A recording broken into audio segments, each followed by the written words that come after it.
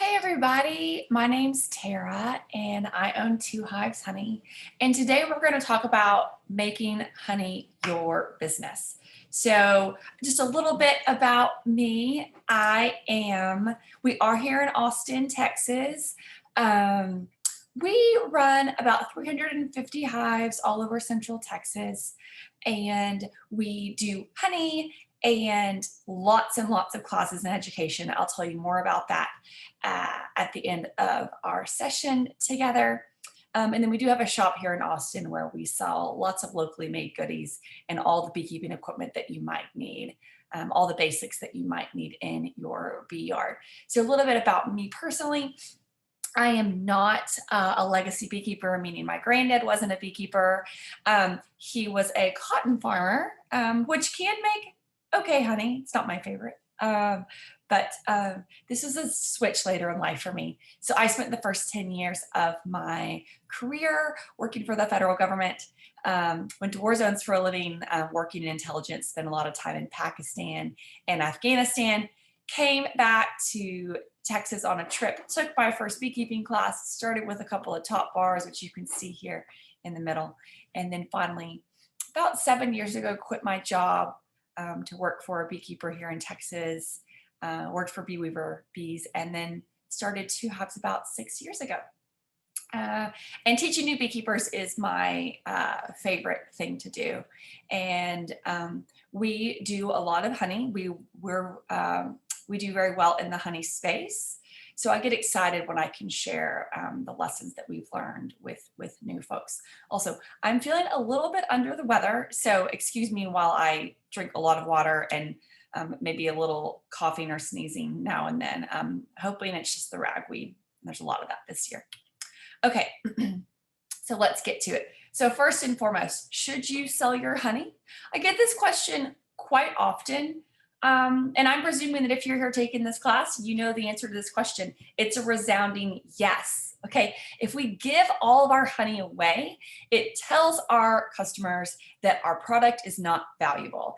And as a beekeeper, you know, or if you don't yet, if you haven't gotten that far along, you will learn it's actually not that easy oftentimes to produce honey. And I make my money off of honey, and I still want all of you to sell your honey here in the state of Texas, if that's where you are, or wherever. Even though you're technically competition, even still, when you give all of your honey away, you're just telling folks that it's not worth anything. So it actually makes it much harder for beekeepers like myself to sell our honey at the prices that we should be able to fetch, because their neighbor gave them, 15 pounds of honey last year. So it's really important that we all work together to send the message that honey is not a commodity. It is something of value. Okay. So yeah, giving some gifts is totally understandable, but please don't give it away just to get rid of it. Okay. I really discourage you from doing that. Okay. So today we're going to talk about, this is kind of our roadmap for the day. So we're going to talk about regulations. We're going to talk about branding, labeling, pricing strategy, what to sell, and finally where to sell. So I'm just going to hope to give you guys some ideas of where to start no matter where you are in your honey sales journey. Okay, so before we get too far into it, I do want to take a moment and just stress that honey is not easy to make into a business full time. That is what we do, but it is not easy. Particularly if you don't move your bees around to catch different nectar flows, which we do not do. We're a natural beekeeping outlet, and that puts a lot of stress on the bees, so we don't do much of that. But that being said, it makes a mighty fine side business. So if you've got a full-time job and want to sell your honey on the side, or perhaps you want to sell honey, but then you also want to, maybe sell equipment, you got a little shop set up, or make your money in other ways in the beekeeping realm. It is also worth noting that generally beekeepers do either honey or bees. So they either do honey or they do nukes, queens, et cetera, et cetera. The reason being, it's very hard to do both, particularly if you have a small number of hives. So you're either pulling resources from the bees to make nukes, or you're pulling honey and you need lots of bees to make that honey. So if nukes are really what you have your eye set on, maybe don't do honey. Okay, so let's get into the regulations here in Texas. So in Texas, there is what is called a small producer exemption, okay? This was put into place not too long ago. But this allows small scale beekeepers to sell their honey through certain avenues without going through all the rigmarole that maybe a larger outlet would have to do. That does limit the ways that you can sell your honey. But I find for most hobbyists and even most small scale beekeepers, this route is perfectly fine and doable. So here are the criteria that you have to meet. You have to produce less than 2,500 pounds per year. So if you've got 10 or 15 hives in your backyard or in your area, you're going to be less than 2,500 pounds per year. Okay. The honey must be sold by you or an immediate member of your family. Now, the legislation does not define what immediate member of your family means. But usually someone living in your household. So that means you cannot hire someone to sell your honey for you. It must be produced in a hive located in Texas and managed by you. This is a part of legislation that most every year some folks try to get changed. And if it comes up, you should always, you should not support the amendment to change this. Because what that means is that folks could buy honey from other beekeepers or from Mexico, right? Which a lot of beekeepers do anyway, larger beekeepers do, and they put it in a jar that says Austin, Texas, or whatever on it. So we definitely don't want that to change because we want to make sure that we're supporting our true Texas beekeepers. And it must be sold directly to consumers. So what that means is that you cannot do online sales of your product, okay? You cannot, you can advertise online, but you cannot actually perform the transaction online. The transaction must happen in person. And then finally, you must include the following statement on your label: bottled or packaged in a facility not inspected by the Texas Department of State Health Services. So all that means is that you're doing it in your kitchen, but it wasn't inspected by the state. And those are basically the requirements. If you want to read more about these, go to the Texas Apiary Inspection Services website under honey, and they've got this list there for you to review. So that's for small producers. Now there is another option. The other option is what I do. Now it's harder. It's a lot more money to do this, but your options for selling are wide open. So I would encourage you to start with the small producer exemption. And then if you're getting a lot of traction, growing larger and want to be able to sell wholesale, hire someone, etc., then you can move onto this path. Okay. So this option will allow you to sell online, retail, so meaning I sell my honey to someone else and they resell it. So wholesale retail, to restaurants, and then again, hire people to sell your honey on your behalf. So you must have a Texas food manufacturing license. The cost of this license will depend upon how much sales you expect to make that year. It is good for 2 years, and the price starts at about $100. And that will cover you for sales up to $9,999. If you are planning to sell wholesale and via interstate commerce, so online sales, right? Someone in Ohio can buy your honey. You must register your facility where you bought your honey with the FDA. There's no cost to that, and it's very easy to do. The point of this is that if there was some sort of recall, they would be able to handle that and track that for you.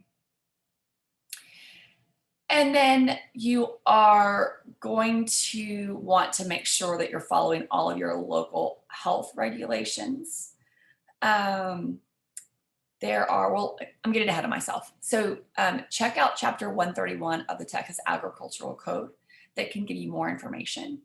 But there are some other state requirements that you're going to have to follow. So for example, The big one that trips most folks up is that you have to process your honey in a commercial kitchen, and I use the air quotes intentionally. Basically, that means that you have to bottle in a kitchen that has been inspected and improved by the state health department. So you can rent a kitchen. Lots of folks do that. That's what we do. You also could build your own kitchen or honey house, as beekeepers call it. There's very specific requirements that you must follow. So for example, you have to have a 3-compartment sink. You also have to have a hand washing sink. And you can find all of these regulations with the state health department. But that's really the tough one to come across. If you are jarring your honey somewhere separate than where you're storing it, so we rent a kitchen, but we don't store our honey in that kitchen, we store it at our facility, you also have to have a warehouse license. And then finally, you do want to check your local health regulations. So that means checking your city and county regulations. Everything that I've mentioned thus far, the manufacturing license, the warehouse license, the commercial kitchen, right? That's state law. But oftentimes the city or municipality that you're in will have other laws. So if you're in a larger city, you're probably going to have to follow some additional restrictions. So in the city of Austin, for example, we have to pay special permitting fees if we jar in the city of Austin and follow a whole other sort of requirements there. And then check your county requirements as well. So just call your local health department and ask them what it is that you need to do to stay legal. All right, so let's get into branding and marketing and selling your honey a little bit. Okay, so let's talk about branding first. So branding is a marketing strategy that entails creating a recognizable name and image. Okay, so this is the look, the feel, it's the emotion that people get when they see your product on the shelf. So why is this important? So how many times have you gone to the store and you've purchased something just because it looks interesting, or it looks fun, or it's got bright packaging, or it happens all the time. Every time that you go to the grocery store, you're making decisions that you may or may not be aware of that your brain is processing, right? Okay, so for example, I don't eat gluten. I can't consume gluten. It makes me sick. So whenever I go to the grocery store, I don't buy a lot of like packaged goods, but there is one pizza crust in the freezer aisle that the packaging is so good. It's so good. It's like adorable. It makes me feel joy when I see it. And the pizza crust sucks. It's not good. And I still continue to buy it, even recognizing that, because I look at it and it looks so fun and it brings me joy to see it that I know it must taste good. And then of course I get it home and the flavor hasn't changed.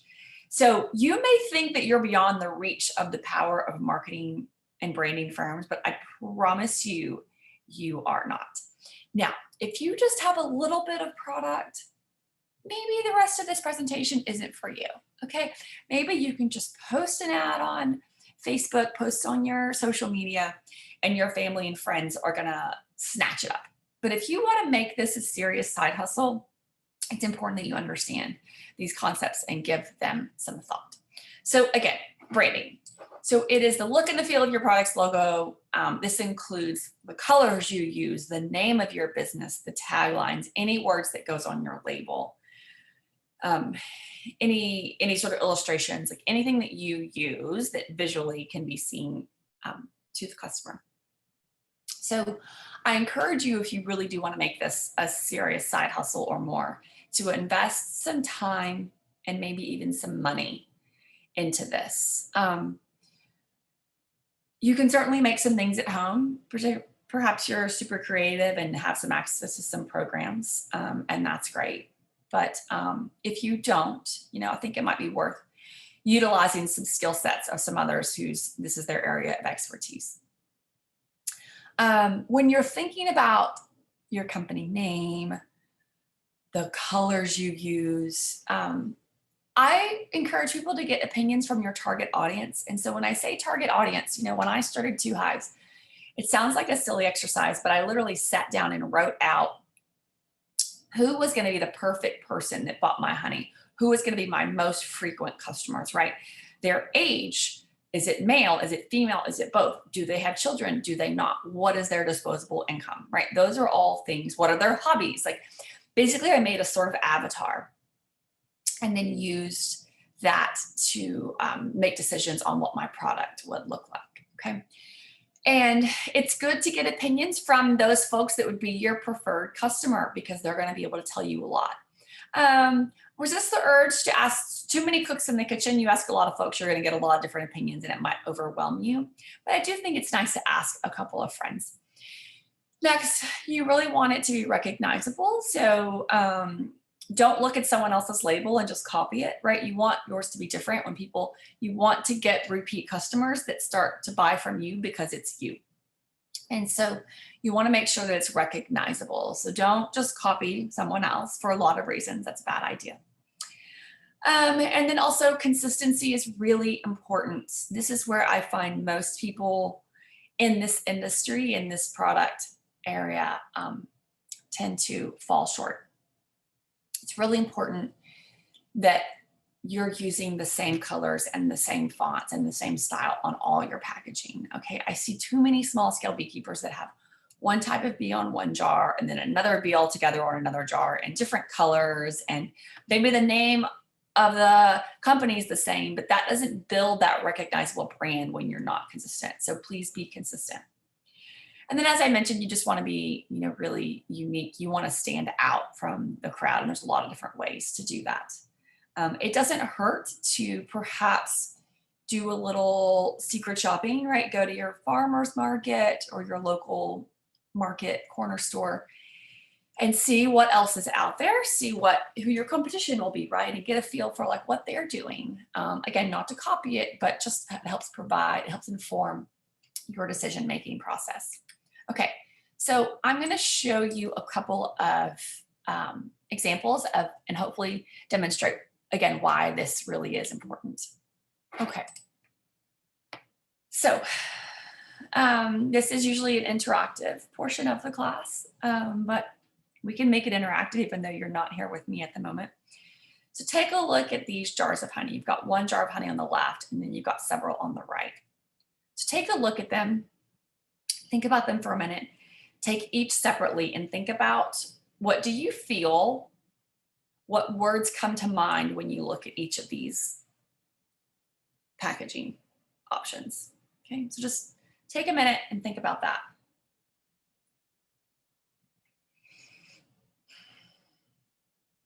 Okay, so let's start with the one on the left. Okay, so what did you feel when you saw the one on the left? I teach this class a lot, and these are the most common words that I get. I get busy. I get, what is it? So many folks say, what is it? Right? You've got ambrosia, you've got the word honey, you've got the vanilla. It's confusing, right? It's confusing as to what you're buying. I get a lot of mass produced. I even sometimes have people say fake honey. Okay, let's pause on there and let's move to the one on the right. So the one on the right, I get artisanal. I get simple. I get expensive. Now, one of these is not necessarily better than the other, okay? But which one do you think is probably in a grocery store, like a large scale grocery store?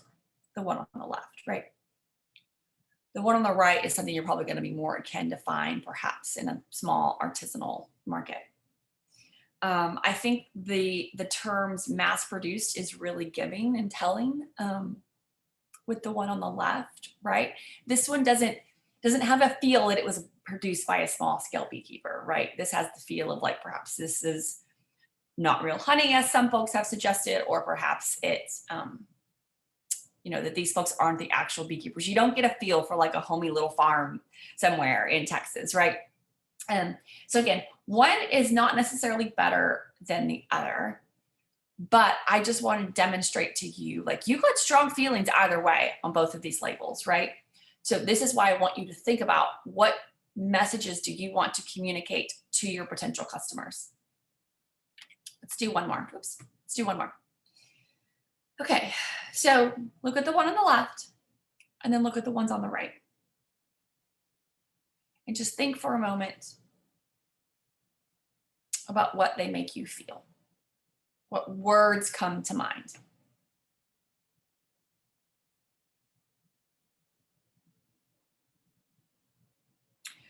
Okay, so the one on the left, we get simple again.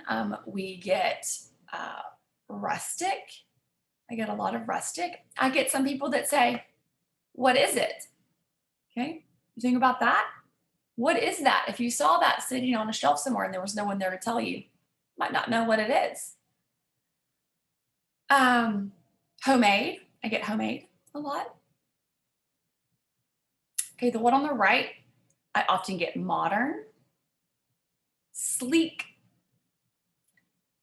elegant. Sometimes I get people who say, what is it as well? I think that's a B on the label, but I don't think that's super obvious to everyone. I think if we saw that in a vacuum, you might not know that. So again, and I also get expensive for the one on the right. Now, one is not necessarily better than the other. I certainly personally would do, if I had each of these, I might make some adjustments on each of them. But again, I'm just trying to hit home the point that this stuff matters, okay? The psychology of the consumer is very interesting and fascinating, and one that you want to learn about if you want to get in the business of selling products, okay? And the other thing I also like to say here is, like, the one on the left, where do you think that would do best as opposed to the one on the right? So the one on the left is probably going to do well. It's like a farmer's market product, right?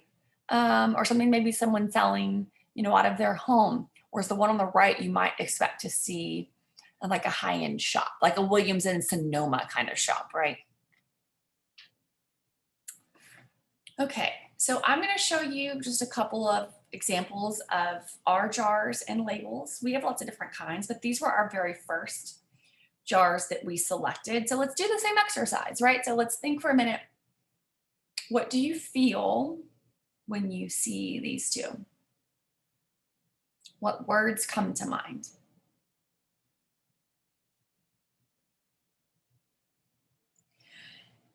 And I want to get one word out of your vocabulary immediately. So on the last slide, right, we talked about handmade. The left one conjures up images of being, homemade, right? Don't ever use that word again. We say handcrafted. Doesn't that sound so much nicer than homemade? Handcrafted, right? It sounds so beautiful. Okay, so I definitely wanted, when people picked up my product to know all the love and the heart that went into every jar. So I wanted that feel of, like, every jar is hand poured, right? It's handcrafted, artisanal. And I think that gets the message across very well. But I also didn't want it to feel cheap. Again, I wanted people to feel all the work that went into it. So we've got these beautiful jars and these beautiful printed labels, but then we hand stamp the neighborhood where the bees are located. The elements such as the spoon and the corks and the glass also give this sort of rustic, like, handcrafted feel, right? And those were messages that were all really important to me. I wanted people to pick up a product that was heavy. Glass is heavy. You assign more value to something that's heavier, because I knew I was going to charge more than anyone else in my area. I will give you one quick bit about these jars, though. What I didn't think about was form versus function. So form, very high on these jars, right? They're beautiful. I think they're beautiful. Function, we can't ship these, so we could put perhaps a plastic sleeve around the top. But basically before I ship these, I have to make sure they crystallize before we do that. So we do ship a lot of honey. So we have new products that we now ship, and I'll show you a picture of those in just a minute. All right, so, oh, and one other thing, take a look at what's on the label. So I didn't want my labels to be really busy, okay? I wanted them to be very, very, very simple. The bare minimum of information is what I wanted. And that was an intentional decision that I made. Okay, this is our comb honey boxes. Beautiful boxes, not glass, they are plastic. That was my only option there. Also, it's important to note that my customers, my avatar is very concerned about the environment, okay? So using glass, recycled glass where we can, over plastic bottles is very important to me personally, but also it's very important to my customers. And so that's why we made that selection, even though those jars cost a little bit more. I want you to notice one thing. Check out the labels. Do you notice they're exactly the same except for the name? So these say comb honey and these say raw honey. But I use the same labels, saved me a lot of money doing that. And then again, I just stamp them. Okay. These are our newest line, and these are the ones that we do ship. So we're in all 6 Whole Foods in Austin, and these are the jars that are in Whole Foods. I wanted the same feel. You can see the same elements. We've added a color to our scheme. So we've added this blue, but otherwise it's kind of hard to see in this picture, but we've got the same yellows, the same browns, a lot of the same fonts from the old label as well. So they don't look weird on the shelf next to each other, right? They still kind of go together really nicely. These are in grocery stores, and I wanted right off the bat people to see Austin, Texas. When they're in a Whole Foods, I want them to see right away, this is produced in Austin. So that's why I put Austin, Texas right here on the front. Also notice here, homegrown in Austin, Texas. Okay, so have you ever heard the word homegrown applied to honey? Probably not, but it is, right? We're homegrown, we're here. Our bees are in Austin, our beekeepers are in Austin. I wanted to make clear that we produce the honey that people are buying, okay? It's me and my beekeepers in Austin. All of our hives are within 20 miles of downtown Austin. I do want to show you, so this was a first iteration of the label.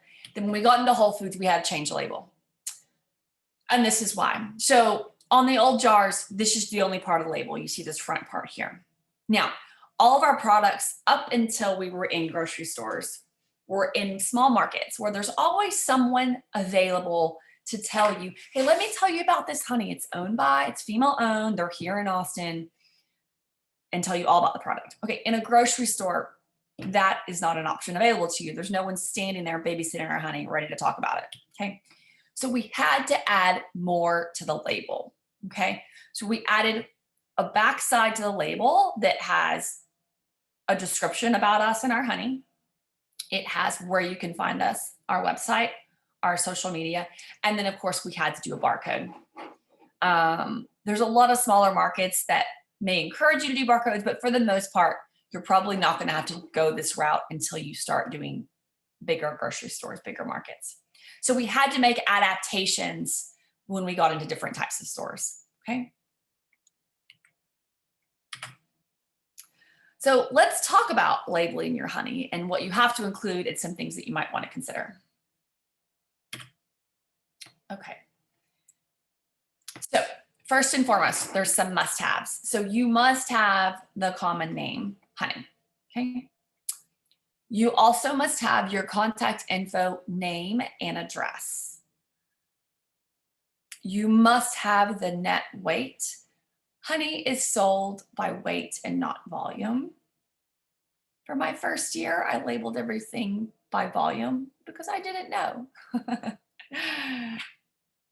We all learn, okay? So weight, minus the packaging, okay? So what you wanna do, You're using glass, whatever jar you're using, put it on the scale, mark the weight, tare it, right? Meaning zero it out, and then put one that's filled with honey on the scale so you can get the weight of just the honey in the package. You're not putting the weight of the entire package on the label. You are not required to put the nutritional label on your jars. And there's an infant statement. There's this infant statement that basically says babies under the age of year 1 shouldn't eat honey. They recommend that you put it on, but it's not required. We don't put it on any of our jars, so you don't have to do that. You don't have to have an ingredients list unless there's ingredients other than honey in the jar. So like we do infused honeys, we put an ingredients list on the back of the jar. Like if you were going to do cinnamon and pecans in your honey, you'd want to make sure that you had an ingredients listing in order of the largest amount of each item first. So like most of what's going to be in the jar is honey, so you'd list honey first. And then if pecans is the next most amount by weight, you list pecans, and then cinnamon would be last. Does that make sense? Okay, now let's talk about some things for your consideration. So first and foremost, there's no official definition of raw honey. It generally means it's not been heated or filtered. If your honey falls into this category, I encourage you that you use it. At least in talking about your product, people are very interested in raw honey, right? Raw honey is what contains all the good for you, all that goodness. When you heavily heat it and filter it, it removes all those healing properties. So raw honey, raw is a word that I encourage you to think about. Let's talk about single varietal versus wildflower honey or multifloral. So in Texas, if you can prove and know that your honey is more than 50% of one single nectar source, you can use the single origin name on the jar. So for example, I showed you pictures earlier of our mesquite honey. All the nectar from this honey comes from Texas mesquite trees. So we can call it mesquite honey. That does not mean that if you infuse your honey with lavender, you don't suddenly have lavender honey. You've lavender infused honey, right? That's an important distinction to make. It's only single origin if the nectar comes from those floral sources. Let's talk about wildflower a little bit. So wildflower honey is not one specific type. It's certainly a branding term that's used quite effectively. So wildflower honey is anything that's not a single origin. So any multifloral honey, basically anything else, most anything that you probably produce can be considered wildflower honey. Just means lots of different floral sources went into that jar. So you can use it. We don't use it, but you can use it if you think it fits you and your customers.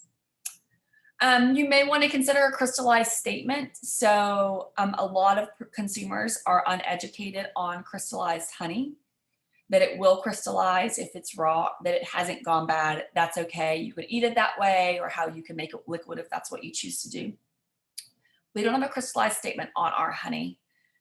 We do have info about that on our website, and we talk that up a lot when we meet with folks. But we actually sell a lot of our honey is already crystallized when it's sold. A lot of beekeepers don't do that. They go through a lot of work to keep it liquid or re-liquefy it before it's sold. My stance on it is that why work so hard to sell someone a product and not explain to them what that's about? Then when they get home, it's going to crystallize, right? If it's raw. And then they think that you sold them a bad product. Rather, we take the opportunity to educate our consumers at the point of sale. Hey, this is crystallized, or this is going to crystallize, and this is why that's okay. So if we sell it crystallized, then people, can ask us questions and we can educate them. And then an educated consumer is a better consumer, is what I believe. You might want to put your website, your social media handles on there. Do not use the following. Do not use the term organic. Okay. If you are in the United States, and I'm presuming you are, there is no USDA standards for organic honey. You cannot legally use it because you can't get certified. Now, if you go to a grocery store like Whole Foods, you will see USDA organic on lots of jars. The workaround is this: because there are no standards, if a third country that has organic standards has certified that honey is organic, they are allowed to use the USDA organic label. So if you go to a store, flip the label around, it's either been illegally used or that honey oftentimes comes from Canada, Mexico, and other parts of Latin America. Brazil is a big one. So it's really unfortunate. It puts US producers at a great disadvantage because we can't use the USDA label, but third-party countries that have certified as organic can. It's disappointing, but it is what it is. Okay, let's talk about pricing strategy.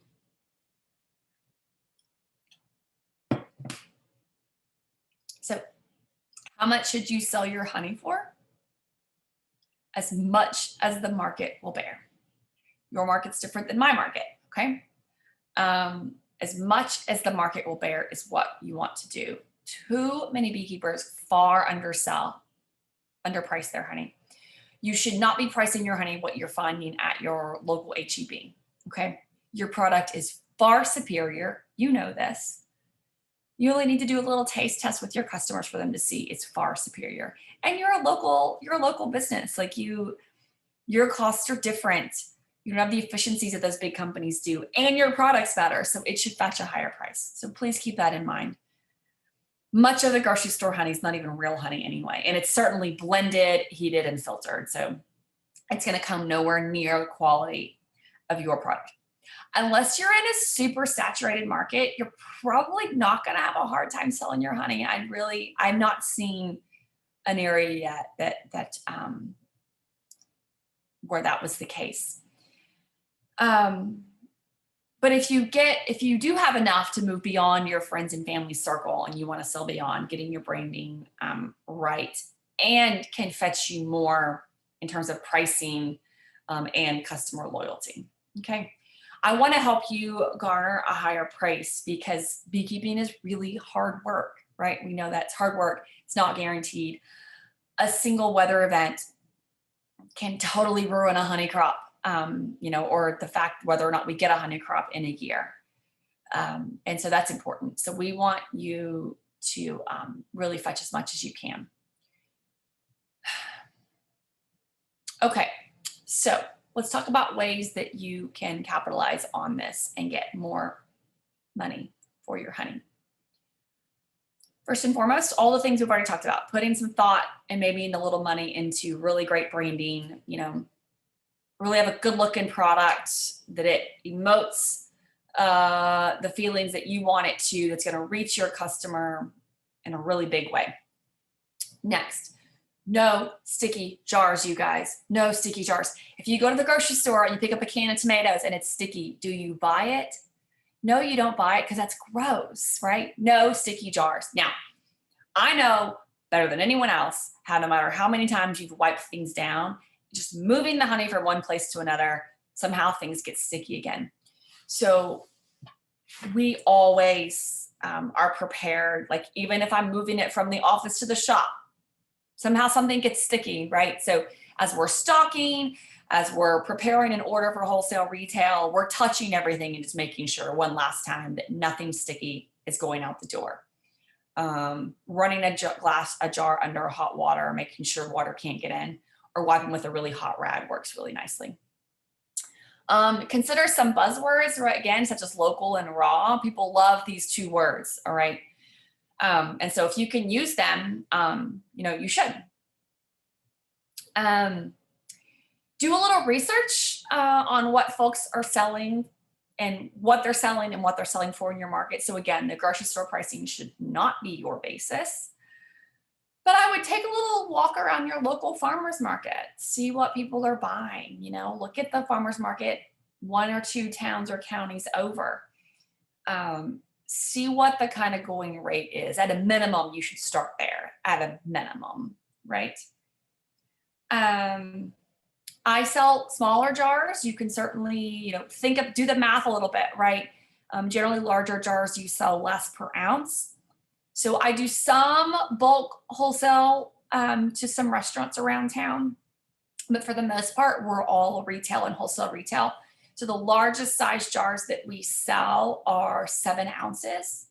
So So think about that, right? We could fetch more per ounce. Now, a lot more work goes into labeling and jarring up a bunch of smaller jars over larger jars, but the mathematics, the economics work in our favor on that one. And again, put some thought into your packaging. It makes a huge difference. Makes a huge difference. Okay. Now, what should you sell? This is the fun part. I really enjoy the creative process of what, thinking about what I'll sell and what it'll go in. And I think this is the really fun part of the process. Okay, so again, look at what's being sold in your market. Perhaps there's some gaps. So no one is really doing comb honey really well in Austin when I started. That is our signature product. We do it bigger and better than everyone else in Central Texas, okay? We do more of it than everyone else. That's our thing. People know if you want good comb honey, you go to Two Hives. Now that took a lot of education on my part because lots of folks didn't know what comb honey was, but that's okay. We do a really good job of that, of giving them a really cool experience while we teach them about the product. So look around, see what's being done. So maybe some things are being overdone. Maybe there's a lot of creamed honey in your market. Don't do creamed honey, right? But maybe there's other things that people are missing that you can fill the gap in, okay? Some things that you could think about. Obviously, you can do jars of honey. Chunk honey is been a really great product for us. So we did comb and we did liquid honey for a long time. Then we put them together into chunk honey. So in this jar is a little slice of comb honey, and we fill up the rest of the jar with liquid honey. We do 2 sizes of this, and it is the smallest size is our best-selling product. It's our bestseller. So think about that. Creamed honey is another one I mentioned earlier. That's a process in which we control the crystallization of the honey. So you can look deeper into that. You can do infused honeys. We've done a couple of infused honeys here and there. Honey straws. There's all sorts of things that you can do. Also, when you're thinking about product size, think about your needs of your customers, okay?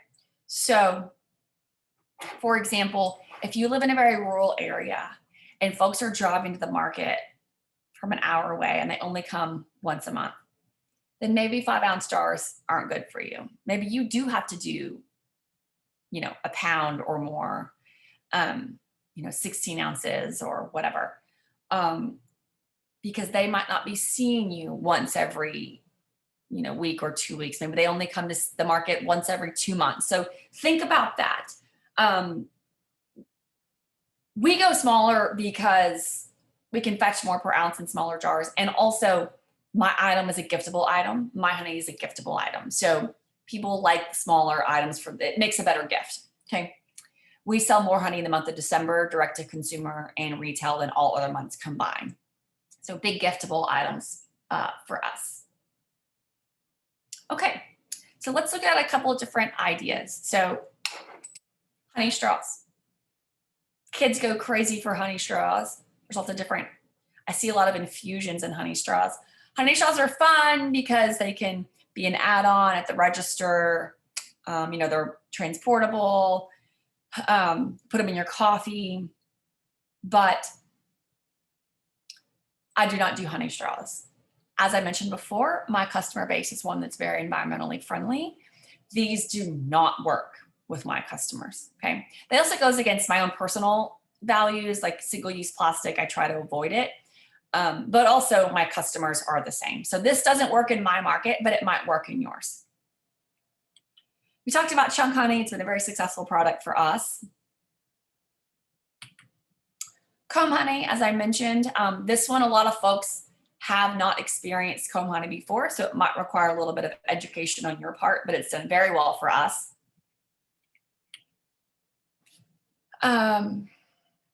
So infused honeys, adding flavorings in various ways. So this is a honey where cacao is added. I haven't tried it, but it sounds delicious. So we did some infusions a couple of years ago with a local farmer. We partnered with her and we'd give her the honey and she would infuse with dried herbs. And that worked really well. And one of our core values is supporting local farmers. And so we got to promote another local farmer. So that was a great product for us. So think about different infusions that you can do. And remember that if you do infusions, you want to make sure that you list that clearly on the label and then in ingredients label somewhere. Creamed honey, I mentioned, this was a new product for us last year. People love creamed honey. We do very, very small pots of creamed honey. We tell folks this is your special occasion honey, right? This is not your everyday honey. But creamed honey is very popular. Okay, and then don't forget there's other products, right? You might want to do wax products. We do body balms. We partner with an herbalist to do body balms and they do really, really well. I don't do pollen, but you can do pollen. It's very often requested. And then propolis products. We're doing propolis products for the first time this year, 2020. So I'll let you know next time I see you how those are going. Okay, where to sell. So lots of different places you can sell. So if you're a small producer, your options are limited. But farmers market is obviously the first one. So this is the folks that are taking part in the small producers exemption law, basically the cottage law for honey. So farmers market's kind of the obvious one, but there's all sorts of other vendor markets and festivals around the state that you might want to travel to.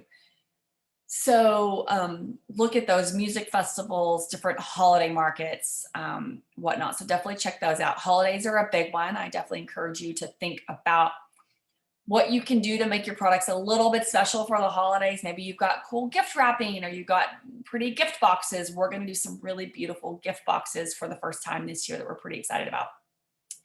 And then social media, don't forget the use and the benefits of social media, but you can advertise only, right? You can't sell anything online, but you can certainly advertise your products on social media. And then the actual transaction has to happen in person. Okay. For everyone else that's gone through the process of bottling the commercial kitchen and getting the proper licensing and whatnot. So direct online sales, of course. So on your website, we have a website. We sell a lot off of our website. That works really well for us. I have seen honey on eBay and Etsy. I don't know how effective those are, but I do see a lot of it on Etsy. So perhaps it's an avenue that I should explore. So check that out. CSA markets and other online wholesalers. So, you know, we partner with Farmhouse Delivery is a statewide delivery service. Actually, they're in like the larger markets, Dallas, San Antonio, Houston, Austin. But they're basically a distributor, right? Like a CSA distributor. So they sell produce from lots of different farms. And so we wholesale to them and then they resell.